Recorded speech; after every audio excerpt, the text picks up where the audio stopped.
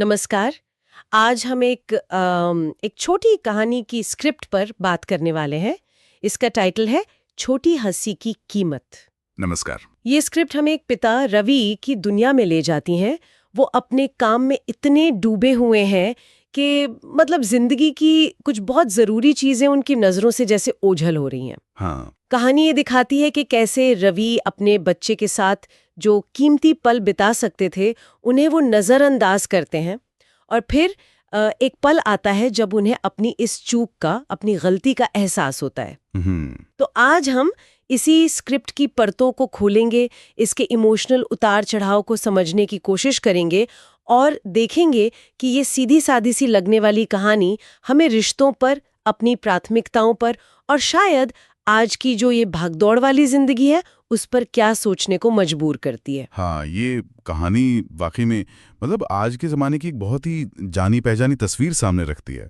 ये जो work life balance की बात हम सब करते हैं ना, बिल्कुल उसे साधना कितना मुश्किल होता जा रहा है। बिल्कुल। स्क्रिप्ट का फोकस इसी बात पर है कि कैसे कोई चीज़ जो हमें बड़ी मामूली से लगती है, कोई अनदेखी, वो भी खासकर बच्चों के लिए एक गहरा भावनात्मक असर छोड़ सकती है। सही बात है। ये सिर्फ एक परिवार की कहानी नहीं है, बल्कि कह सकते हैं कि ये हमारी आधुनिक जीवन शैली पर एक तरह की टिप्पणी भी है। बिल्कुल। तो चलिए स्क्रिप्ट के पहले सीन से ही शुरू करते हैं। सीन 1, पापा काम में व्यस्त।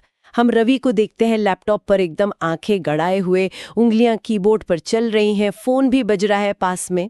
स्क्रिप्ट में विजुअल्स का जिक्र है, क्लोजअप शॉट्स हैं, थोड़ा सिनेमैटिक ब्लर भी है। आपको क्या लगता है, ये धुंधलापन सिर्फ उनके फोकस को दिखाता है या ये उनके मतलब बाहरी दुनिया से जो एक भावनात्मक दूरी है उसे भी दिखा रहा है? ये एक अच्छा पॉइंट है। और फिर वो वॉइस ओवर आता है, रवि काम में इतना खो गया था कि उसे एहसास ही नहीं हुआ कि घर में उसकी सबसे बड़ी खुशियां इंतजार कर रही हैं। ये लाइन कहानी का जो मेन टेंशन है उसे तो सेट करती ही है, पर क्या ये थोड़ी सीधी चेतावनी जैसी भी लगती है, जैसे पहले ही बता रहे हो कि देखो आगे कुछ गड़बड़ होने वाली है? हाँ, ये सवाल दिलचस्प है। वॉइस ओवर बेशक कहानी के संघर्ष को तो सामने रखता ही है, काम का प्रेशर एक तरफ और परिवार से जुड़ाव की जरूरत दूसरी तरफ, लेकिन इसे सिर्फ एक चेतावनी कहना शायद थोड़ा मतलब सिंप्लीफाई करना होगा। अच्छा। ये वॉइस ओवर उस स्थिति की जो विडंबना है, जो आयरनी है, उसे भी दिखाता है, जो आजकल बहुत आम है, जिसे अंग्रेजी में प्रेजेंटिज्म कहते हैं। मतलब आप फिजिकली तो वहां हैं, पर मेंटली और इमोशनली आप गायब हैं। हाँ हाँ बिल्कुल। रवि घर पर है, पर वो घर में नहीं है। उसका ध्यान, उसकी सारी एनर्जी, वो सब उस स्क्रीन में लगी हुई है। तो ये सीन सिर्फ कहानी का स्टेज नहीं सेट करता, बल्कि एक साइकोलॉजिकल स्टेट को भी दिखाता है, कैसे काम हमारी चेतना पर हावी हो जाता है। एजेंटिज्म, हाँ ये शब्द बिल्कुल सही बैठता है इस स्थिति पर। अच्छा, अब आगे बढ़ते हैं सीन 2 और 3 पर। बच्ची उम्मीद से देखती है और फिर पापा की जल्दी। यहाँ फोकस बच्ची पर आता है। वो एक खिलौना लेकर आती है, आंखों में एक उम्मीद है और बहुत मासूमियत से पूछती है, पापा खेलोगे?